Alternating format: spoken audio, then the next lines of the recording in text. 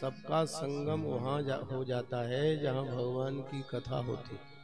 सकल लोक जग पावन गंगा, गंगा में दुनिया स्नान करने के लिए जाती है तो जाना पड़ता है गंगा जी का, लेकिन ये कथा गंगा है। एक कथा गंगा चल करके चली जाती है, अपने आप आती है और आप सब लोगों का कल्याण करती है। लिखा है गंगा यमुना सरस्वती का संगम वहीं पर हो जाता है जहां पर भगवान की कथा हो।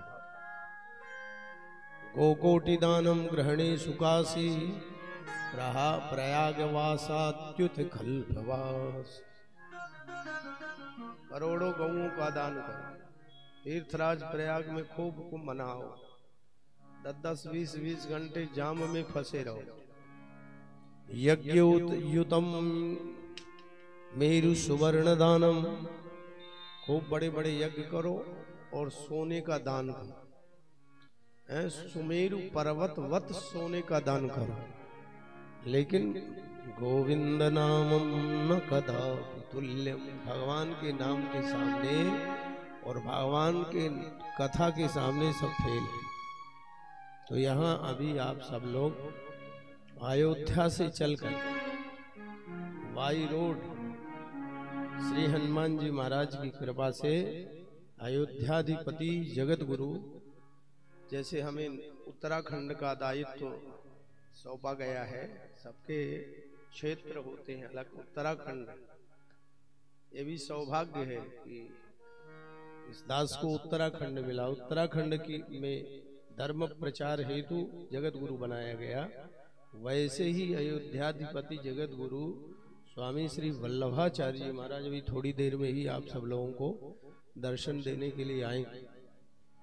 एक बार शंकराचार्य जी आए ललितांबा पीठ में, पुरी वाले, और जब पुरी वाले शंकराचार्य जी मंच में आए तो धीरे धीरे सब लोग अपने अपने घर का समय हो जाए तो लोग खिसकने लगे, सब चलने लगे, जाने लगे। जैसे अब थोड़ी देर में आप लोग चलने लगोगे, चाहे शंकराचार्य आए चाहे भगवान आए, हमसे कोई मतलब नहीं, हम अपनी हाजिरी लगा दी, अब हम तो जाएंगे। तो शंकराचार्य जी भगवान पता है क्या कहते हैं? संसार में हम इतने मूर्ख लोग नहीं देखे जितने इस क्षेत्र में। हम नहीं कह रहे, शंकराचार्य जी कह रहे थे संसार में इतने मूर्ख हम नहीं देखे लोग कि शंकराचार्य आए और लोग उठ उठ के चले जाए। तो क्योंकि हम क्षेत्रीय थे, हमको थोड़ा अनफिट लगा कि महापुरुष क्षेत्रीय वासियों को इस प्रकार से अपमान भरे शब्द कर रहे हैं। शाम के बैठे तो हम बताए महाराज यहाँ के लोग गीताया श्लोक मात्रेण हरेर्नामैव केवलम साधु दर्शन मात्रेण कोटि यागो फलम लभे। यहाँ के लोग थोड़ा प्रवचन सुनते हैं, ज्यादा नहीं सुनते, एक आध श्लोक, लंबा चौड़ा नहीं सुनते। उनको समझाए अपने भाषा, और संत के दर्श करने आते हैं, प्रवचन सुनने नहीं आते। संतों के दर्शन हो जाए, साधु दर्शन मात्र, साधु के दर्शन हो गए तो करोड़ों यज्ञ का फल मिल गया। तो शंकराचार्य जी कहते अच्छा ऐसी बात है। हमने कहा हाँ महाराज ऐसी बात है। यहाँ स्वामी नीलकंठ जैसे महापुरुष के दर्शन करें और प्रसाद लें अपने अपने घर, अपनी गैया बछिया देखते थे। तो कहने का मेरे भाव ये है, अब देखो माताएं उठना शुरू कर दी, हाजिरी लग गई है और अपने घर गृहस्थी का काम करना है। थोड़े महापुरुष आ रहे हैं तो फिर हमारी इंसल्ट होती।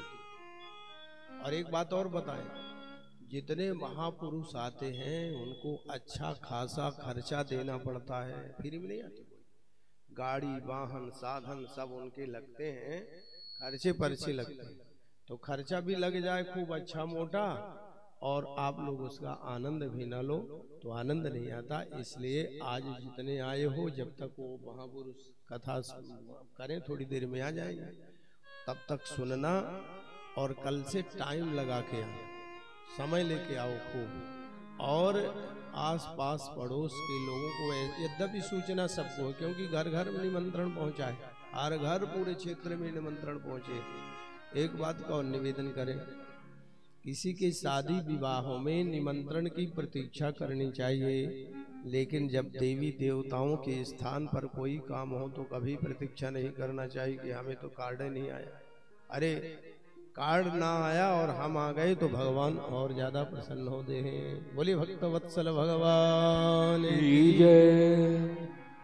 कल के प्रसंग में आप सब लोग मर्यादा पुरुषोत्तम प्रभु राम का अवतार धर्म अर्थ काम मोक्ष चतुर्विध पुरुषार्थ के रूप में मेरे ठाकुर पधारे हैं। आनंद ही आनंद हुआ है। चक्रवर्ती जी ने खजाने खोल दिए।